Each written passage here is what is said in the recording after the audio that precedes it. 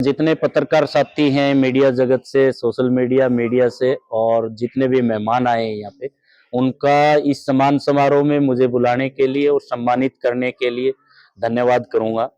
पहले तो मैं बता देना चाहता हूँ, जो ये मेडल आया है ये वर्ल्ड ग्रैपलिंग चैंपियनशिप मास्को रूस के अंदर हुई थी, उसमें ब्राउन मेडल मेरा आया है। और एक्सपीरियंस की बात करें तो मेरे लिए तो ये बहुत बड़ा गर्व का विषय है और देश के लिए गर्व का विषय है, क्योंकि एक एक मेडल देश के लिए बहुत मायने रखता है। और स्पोर्ट्स के अंदर जो मेडल आता है उस मेडल से वो अकेला मैं हकदार नहीं हूँ, पूरा देश हकदार है, क्योंकि वो देश के नाम मेडल आता है।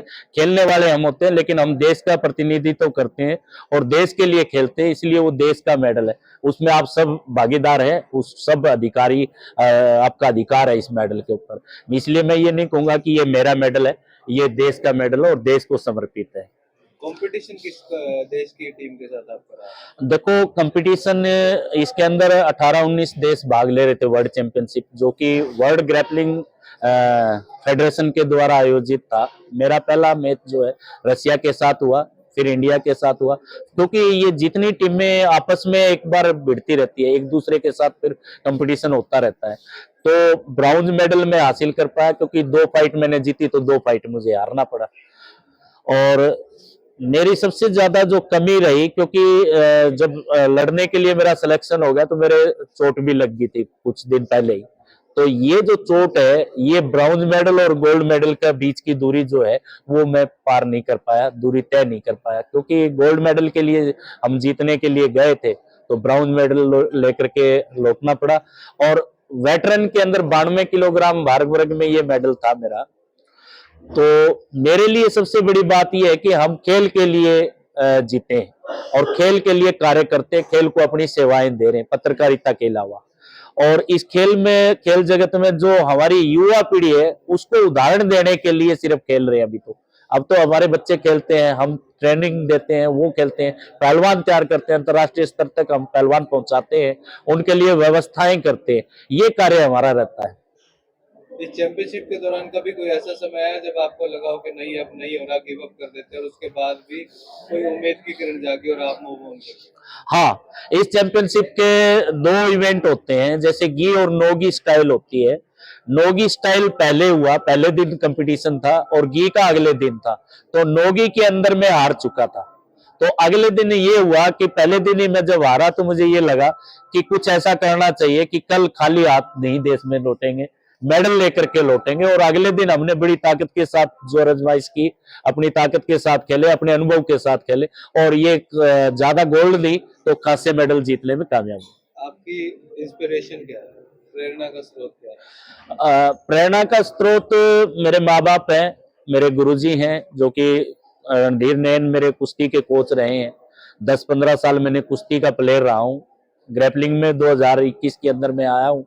उन्होंने प्रेरणा दी कि भाई कमजोर आदमी को कोई भी पीट लेगा, सीधी सी बात। हर एक क्षेत्र में आप मान के चलिए, ताकतवर बनना चाहिए। पहले मैं कबड्डी खेलता था, उसके बाद वे कुश्ती का प्लेयर बना। कुश्ती में 10-15 साल अच्छी कुश्ती भी लड़ी, और इसके बाद में जो मेरे गुरुजी ने मुझे सिखाया वो मैंने प्रशिक्षण के दौरान जो है और प्लेयरों को भी तैयार किया। क्योंकि कुश्ती का जो मैच चलता था हमारे गांव में, जो अखाड़ा चलता था, सेंटर चलता था, वो मैंने 10 साल तक लगातार संभाला, और जो सीखा वो पहलवानों को सिखाया, और अच्छे प्लेयर हमने तैयार भी किए। जब आपने ब्रॉन्ज मेडल जीता तो सबसे पहला थॉट क्या आया दिमाग में? सबसे पहला थॉट यही आया कि इस उम्र में जिस सपने को हमने संजो के रखा था कि वे अंतरराष्ट्रीय स्तर पे पहलवान बनना है, वो सपना पूरा हुआ। क्योंकि इसके लिए हर कोई प्लेयर चाहे किसी भी लेवल का हो, उसका एक सपना होता है कि वो अंतरराष्ट्रीय स्तर तक अपनी पहचान बढ़ाए, और उस अंतरराष्ट्रीय स्तर की पहचान बढ़ाने में कामयाब हुए। तो सबसे पहले तो देखो ये फकर का विषय था हमारे लिए तो। और इस उम्र में सोच ही नहीं सकते थे, रियल में मैंने कभी सोचा ही नहीं था कि भाई मैं इस उम्र में जाकर के मेडलिस्ट बनूंगा, अंतरराष्ट्रीय स्तर पे अपनी पहचान बनाऊंगा।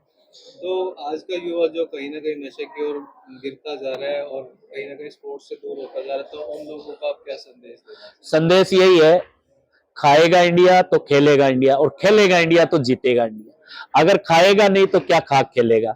तो खाना पीना अच्छा रखे, युवा साथी जो नशे की गर्त में जा रहे हैं वो खेल की ओर बढ़े। और अगर ताकतवर खेल खेलेगा तो ताकतवर हमारी जो युवा पीढ़ी है वो ताकतवर होगी।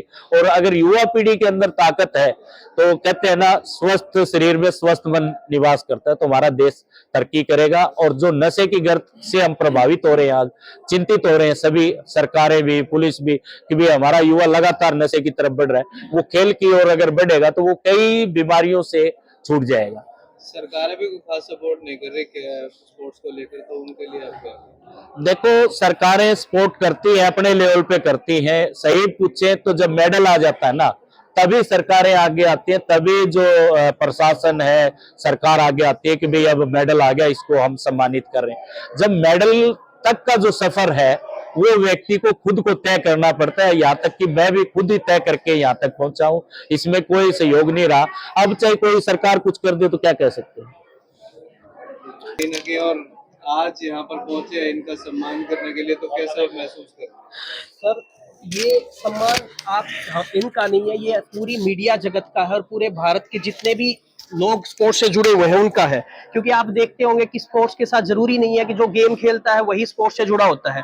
अब पीछे आपने वर्ल्ड कप देखा है कि हर घर के अंदर क्या चल रहा था, आपके टीवी के अंदर आप देख पा रहे थे। तो भारत देश के अंदर जब सपोर्ट करते हैं किसी स्पोर्ट्स को, क्योंकि हमें क्या देखा गया है कि हम एक दो गेम्स के ऊपर ही फोकस करते हैं, लेकिन प्लेयर क्या करते हैं कि हर गेम के अंदर अलग अलग गेम्स के अंदर अलग अलग प्लेयर्स होते हैं। तो हमें भी क्या चीज करना चाहिए, कुछ गेम्स ऐसे हैं कि अछूते हैं जो कि किसी की नजरों में नहीं है, लेकिन उनके अंदर भी बहुत अच्छे स्कोप है कि सारी जितने भी इंडिया के अंदर प्लेयर्स हैं वो सारे क्रिकेट नहीं खेल सकते, क्योंकि क्रिकेट सबकी नजर में चढ़ा हुआ गेम है। ऐसे ही क्या चीज है, जैसे बॉक्सिंग, मैं बॉक्सिंग से जुड़ा हुआ हूँ, तो हरियाणा का बॉक्सिंग में बड़ा नाम है, मिनी क्यूबा बोला जाता है हरियाणा के अंदर। लगभग आप देखेंगे तो 80% जो बॉक्सर्स हैं वो हरियाणा से निकलते हैं। सेम चीज जैसे अब सर की गेम की बात करूं, ये भी एक अपने आप में बहुत पुराना गेम है, खेल है, जिससे कि क्या चीज है कि हम अपने आप को बहुत अच्छा प्रदर्शन कर सकते हैं। और जरूरी नहीं है कि हम सिर्फ क्या चीज है कि भी एक जो प्रसिद्ध गेम है उसी के अंदर अपना भाग्य आजमा सकते हैं। क्योंकि प्लेयर्स जितने भी होते हैं ना, प्लेयर्स के अंदर एक एबिलिटीज होती है कि हर बंदे के अंदर, किसी के अंदर रनिंग की ज्यादा एबिलिटी होती है, किसी के अंदर क्या स्टेमिना ज्यादा होता है। तो as per the capacity of that player वो क्या करे, अपना गेम चूज करे और उसी के अंदर अपनी भाग्य आजमाए, तभी जाके वो क्या कर सकता है, अच्छा प्लेयर बन सकता है और अपने देश का प्रतिनिधित्व कर सकता है और उसके अंदर मेडल देने का काम कर सकता है। यही एग्जाम्पल हमारे सामने है कि सर ने इस एज में आके, और इतने एक आप लोगों के प्रेरणा स्रोत है कि भाई आप लोग, कोई भी बंदा इसको क्या कर सकता है, एज ए प्रोफेशन अडॉप्ट करे गेम को, तो वो निश्चित तौर के ऊपर भारत को एक अच्छा मेडल देने का काम कर सकता है और अंतरराष्ट्रीय स्तर के अंदर अपनी पहचान बनाने का काम करेगा। आज मैं बात करूं थोड़ा सा स्पोर्ट्स में, देखो है तो थोड़ा सा इशू ऐसा, क्योंकि स्पोर्ट्स को आज गवर्नमेंट भी बहुत ज्यादा क्या कर रही है, अपग्रेड कर रही है। गवर्नमेंट की बहुत सारी स्कीम है, पीछे भी क्या देखा हुआ गवर्नमेंट ने, एक पदक लेके आओ पद पाओ, ऐसा कुछ था। जैसे बहुत सारे आप डीएसपी देखते होंगे, हम पहले क्या देखते थे, सिर्फ क्या थे, खेल लोगे कूदोगे बनोगे खराब, ऐसा नारा सोचते थे। लेकिन आज के दिन वो नारा बदल गया है कि अगर कोई बच्चा अच्छा गेम्स में प्रदर्शन करता है तो उससे निश्चित तौर के ऊपर गवर्नमेंट भी गवर्नमेंट जॉब के लिए ऑफर करती है। जैसे हमारे बहुत सारे डीएसपी देखते होंगे जो इंडिया को रिप्रेजेंट कर रहे थे, लेकिन आज डीएसपी की पोस्ट पे है, उन्हीं का प्रमोशन जाता हुआ एसपी तक पहुंच जाते हैं। क्या वो बच्चा स्पोर्ट्स, जरूरी नहीं है कि हर बच्चा शैक्षणिक योग्यता रख के अच्छी एजुकेशनल क्वालिफिकेशन के बेसिस के ऊपर ही आगे बढ़ सके। तो स्पोर्ट्स आपके लिए, सबके लिए एक अच्छा प्लेटफॉर्म है जो कि क्या करता है, आपको एक करियर चूज करने में और गवर्नमेंट जॉब के लिए या जो भी आपको एक पहचान दिलाने के लिए काम करती है। तो इसलिए मेरा सबसे यही अनुरोध है, आप चैनल के इशार की लगभग सारी मीडिया यहाँ मौजूद है और नेशनल लेवल के ऊपर ये मैसेज जाना चाहिए कि भाई स्पोर्ट्स को किसी एज में शुरू कर लो, अपने आप को फिट रखने का, और साथ में क्या चीज, अंतरराष्ट्रीय स्तर के ऊपर प्रसिद्धि पाने का एक बहुत अच्छा मौका है। और इसको क्या चीज है, अपना दिनचर्या का पार्ट बनाओ, धीरे धीरे करके अपने आप को डेवलप करो। मेरी तो यही अपील रहेगी। मैं थोड़ा सा ग्रैपलिंग के बारे में बता दूं, क्योंकि बहुत सारे दर्शक देख रहे हैं, उनको ये पता नहीं है कि ग्रैपलिंग खेल है। ग्रैपलिंग खेल हमारा मल्लयुद्ध है। मल्लयुद्ध जो प्राचीन परंपरा में आपने देखा, महाभारत काल में, रामायण काल में जो मल्लयुद्ध होता था, भीम लड़ता था, कंस है और जरासंध के अखाड़े जहाँ चलते थे, तो ये मल्लयुद्ध है। और मल्लयुद्ध को नियमबद्ध करके ग्रैपलिंग का नाम दिया गया है, जो कि रसिया से ये संचालित हो रहा है। यूनाइटेड वर्ल्ड रेसलिंग इसके नियम बनाए हैं। तो ये मल्लयुद्ध है। भारत के अंदर जीसीआई, भारतीय ग्रैपलिंग कमेटी ऑफ इंडिया जो है, इसको देख रही है और उसी के नेतृत्व में ये अंतर्राष्ट्रीय स्तर पे भारतीय जो टीम गई, इसमें 105 मेडल भारतीय पहलवानों ने जीते। अब तक का इतिहास रहा है कि वर्ल्ड लेवल पे ग्रैपलिंग में कोई मेडल नहीं था, तो पहली दफा 105 मेडल जीत के भारत जो है पहले स्थान पे, प्रथम स्थान पे रहा। जहां का खेल था, रशिया होस्ट कर रहा था इस टूर्नामेंट को, उसको तीसरे पायदान पे डाल के जो भारत है वो प्रथम स्थान पे रहा था, प्रथम ट्रॉफी जीतने में कामयाब रहा, जिसमें 23 गोल्ड थे और 30 सिल्वर और 52 जो ब्राउन मेडल जीते करके बात। तो